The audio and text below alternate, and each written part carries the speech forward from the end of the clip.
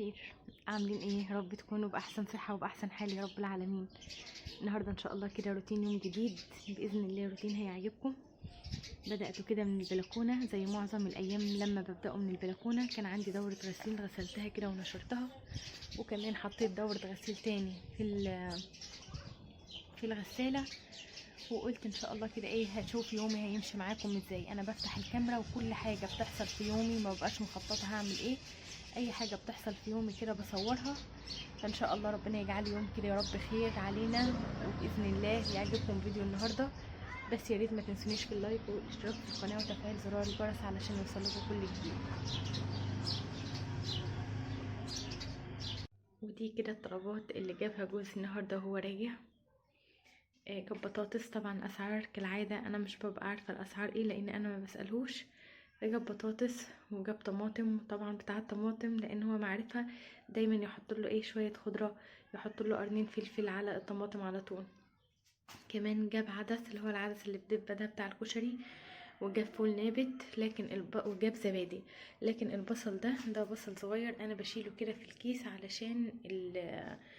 علشان لو ما اعمل شوربه او اعمل حاجه وعايزه بصل صغير بالحجم ده اطلع بصلايه واستخدمه للشوربه، فبحطهم في كيس كده واربطهم. بس انا كنت بنضف التربو فقلت ايه اطلعهم اركنهم كده. وبرطمانات دي برضو دي مش جوز جايبها، دي انا دايما بحط الملوخيه وفي برطمان، والباميه اللي هي الباميه الناشفه دي لازم انشفها كده واحطها في برطمان وبشيلها عندي علشان تسهل عليا لما يبقى التوم عندك والصلصه عندك مفرزاهم، وكمان عندك الملوخيه متكرمه والباميه جاهزه بيسهل عليكي كل حاجه. فربنا يا رب يملى بيوتنا يا رب كلها خير يا رب. ودي الطلبات بقى اللي جوزي اعملها. انا عندي حل من الاتنين، لا اعمل كشري لا اعمل نابت، بس انا لسه محتاره لاني شكلي كده داخله على دور برد فتعبانه خالص. فانا بالنسبه لي الاتنين زي بعض لاني انا بعمل الكشري اللي هو كشري حله واحده. فهشوف بقى اذا كان نابت ولا كشري الله اعلم. هفكر كده مع نفسي وان شاء الله ايه يكون الغدا عندنا كده جاهز وكل حاجه باذن الله جاهزه. انا حبيت بس اوريكم شويه المشتريات البسيطه، وان احنا بنمشي يومنا يوم كده ويوم كده، والله المستعان وكله بيعدي. ربنا يا رب يعيننا جميعا يا رب على بيوتنا وعلى حالنا يا رب العالمين. طبعا هنا عايزه اخليكم تشوفوا معايا حاجه، بما ان النيش ده ما بيتفتحش الا من العيد للعيد علشان يتنضف. يعني بصوا انا طبعا متجوزه بقالي 14 سنه تمام، والطقم الصيني ده مثلا في جهازي كان قبل الجواز بسنه وكده. فزي ما انتوا شايفين المنظر، طبعا النيش كله تراب، المفارش دي عايزه تتغير. انا النيش ده تقريبا بالسنه ما بفتحوش. فزي ما انتوا شايفين معايا كده التراب، طبعا ممكن تكونوا انتوا مش شايفين. بصوا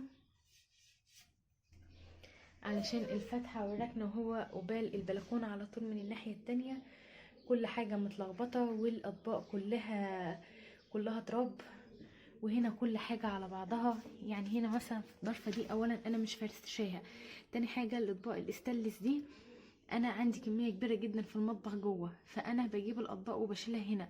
ودي هرسة التوم، شايفين كمية التراب اللي على الغلاية وعلى الترمس بتاع الشاي والاطباق بتاعة المهلبية واطباق الجيلي وكل الكلام ده كله. يعني انا في المطبخ يعتبر مش حاطة حاجة، بس طبعا كل ده يعني احنا لازم نبدأ من دلوقتي، اللي هو مش تغذير رمضان بس، لا تغذير رمضان وتنظيفات طرق. انا لو انتم متابعيني من الاول خالص هتعرفوا طريقتي ازاي في ان انا بنظف المواعين دي كلها. باخدها في طبق كبير وبغسلها وبشطفها وبنشفها وبمسح الخشب ده كويس خالص وبغسل المفارش، وبعد كده برجع اعملهم تاني باذن الله. باذن الله هنظبط كل ده مع بعض وهنخلي الدنيا تمام وزي الفل. يعني بص ما شاء الله طقم الصيني ده بتاعي كان عدد كبير جدا، يعني تقريبا كان حوالي 150 قطعة، طبعا غير اللي خرجته وغير اللي اتكسر والكلام ده كله. ممكن دي الضرفة التانية، طبعا حاجات ممكن تكون قديمة، حاجات تكون كده حاطة الصيني على الملم. طبعا كمية التراب انتوا شايفين كمية التراب. طبعا انا عارفة ان ده غصب عني، اولا لان انا عدت عليا السنة اللي فاتت وكنت حامل فطبعا مجهود عليا ان انا اشيل كل ده وارصه. فباذن الله باذن الله ده هغسله وهنضفه واخليه زي الفل باذن الله، ونشجع مع بعض. لو واحده طبعا نيشها وصل للدرجه اللي انا فيها دي فما اظنش يعني. دي بونبونيره بطلعها كده في الاعياد علشان احط فيها الشوكولاته والحاجات اللي زي كده. والطبق ده اللي مكتوب عليه قل اعوذ برب الفلق ده كان جاي هديه مع طقم الصيني. وهنا حلل الالومنيوم، في حد يقول لي هتحط حته حلل الالومنيوم في النيش. اه والله بحطها في النيش لان المطبخ عندي مليان وما بعرفش احط الحاجه فين، فركنتهم في النيش. انا كنت حاطاهم في الضرفه اللي تحت، بس هوريكم الضرفه اللي تحت حاطه فيها ايه. ودي الشياله، دي شياله اللي هي كانت في الفتره بقى اللي هي ايه من 15 سنه. كان معظم الناس انا جايبه شياله من دي وشياله كمان من اللي هي صيني، يعني طبق زايد منها لان هي اتخلقت. انا كنت جايبه في جهازي شياله من دي وشياله من دي.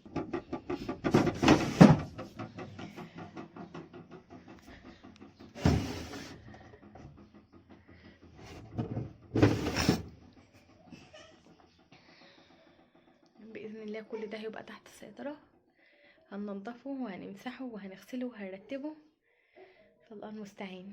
يلا كده بص، مش هنقول نبدأ بقى بسجاد وغير سجاد والكلام ده كله، لسه شوية عليه والجو برد تلج. استغلي ساعتين الظهر او العصر اللي بيكون الجو دافى فيهم شوية وايه، وحاجة زي النيش كده اغسليها، حاجة زي الحاجات ديات ايه ظبطيها، كل حاجة هيبقى زي الفل. انا عندي هنا كمية تراب رهيبة بسبب ان البلكونه، وطبعا هنا ارياف وعلى طول الازاز مفتح والبلكونات والهواء، فعلشان كده هتلاقوا طول الوقت عندي التراب مالي الدنيا. هنا اللي شايفينها دي فوق الفرن، طبعا انا ما بشغلهاش خالص، ركناها كده فوق الديب فريزر علشان بتسحب كهرباء كتير جدا، فانا ما بشغلهاش. وكمان عندي اللي هي فوق الفرن دي شوايه برضو بالكهرباء، جبتها وانا عروسه جديده وبرضو ما استخدمتهاش فشايلها كده. فالله المستعان، ان شاء الله باذن الله هرتب كل ده وهخليه زي الفل. فربنا يعيننا يا رب ويقوينا كده جميعا.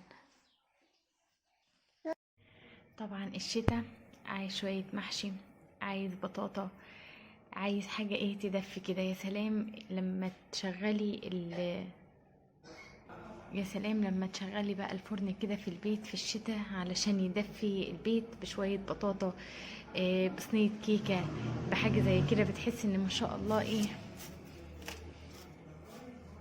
بيتك كده دفيان وكله خير وعمار وزي الفل.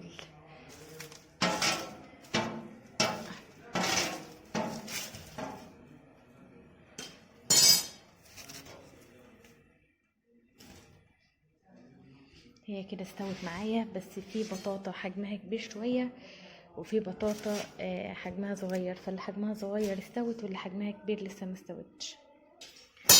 بص دي بطاطا بيضة، طبعا احنا ملناش في البطاطا الصفراء قوي، يعني بنعشق البطاطا البيضة قد ايه، بتكون جميلة خالص خالص وبنحبها اكتر من البطاطا الصفراء.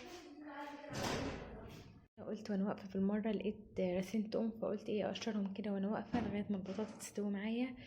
والبطاطا كده استوت وبقت زي الفل.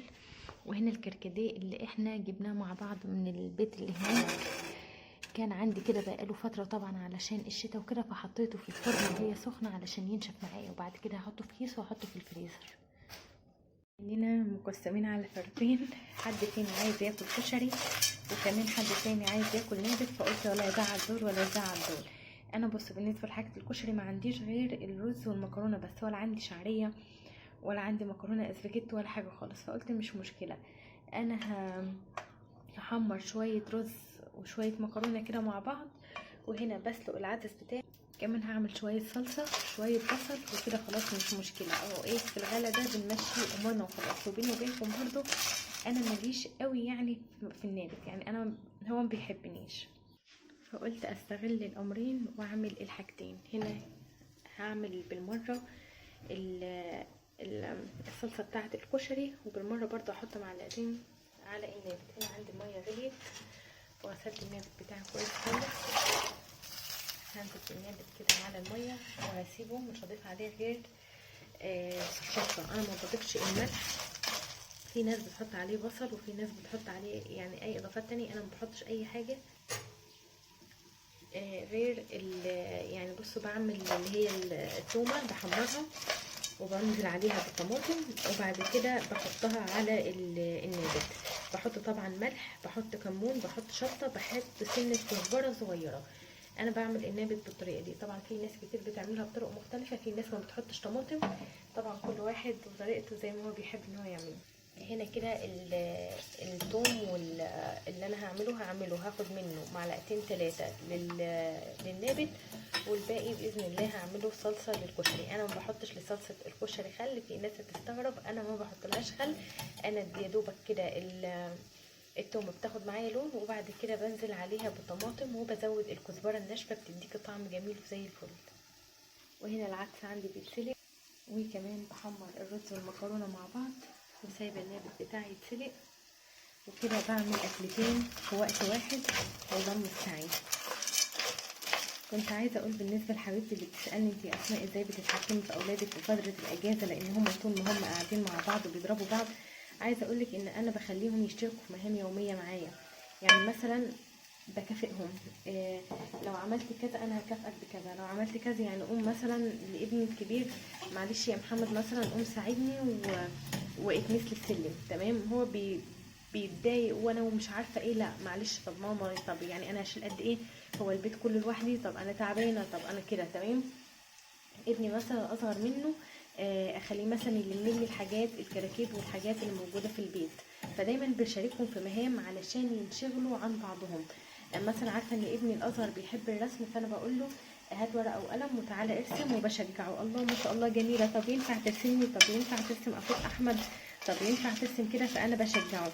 مثلا بالنسبه لابني الاكبر بيروح يلعب كوره مع، طبعا ببقى انا عارفه اصحابه في الشارع، ببقى عارفه هو بيلعب مع مين وما بيلعبش مع مين، ومش اي حد بيلعب معاه، فانا بشاركهم في مهام يخليهم طول الوقت ما يكونوش مع بعض. لو مثلا واحد عايز يسمع كرتون مثلا في التلفزيون والتاني عايز كده، طب خلاص انت ليك ساعه وهو ليه ساعه، وكل واحد حر يسمع اللي هو عايزه في الساعه بتاعته. بس فانا بشاركهم بالطريقه دي، ان انا بشاركهم في المهام اليوميه اللي انا بعملها ببيتي، علشان في نفس الوقت يساعدوني ويتعلموا التعاون، وكمان ينشغلوا نفسهم. هنا زودت عندي الرز والمكرونه بالملح، وسبت كده العدس يتسلق، وهنا نزلت بالطماطم على الثوم، وسايبه انها تستوي.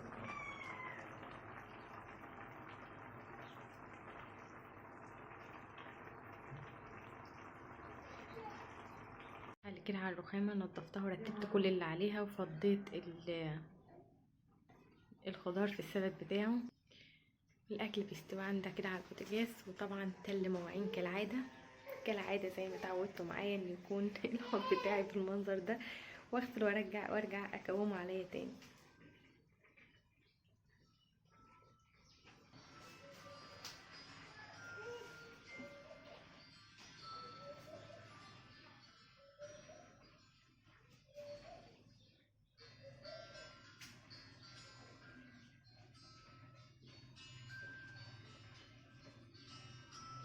كده ما الاكل كان استوى معايا، كنت خلصت المواعين كلها وصفيتها كده على الرخامه، وغسلت الحوض معايا ونضف زي الفل.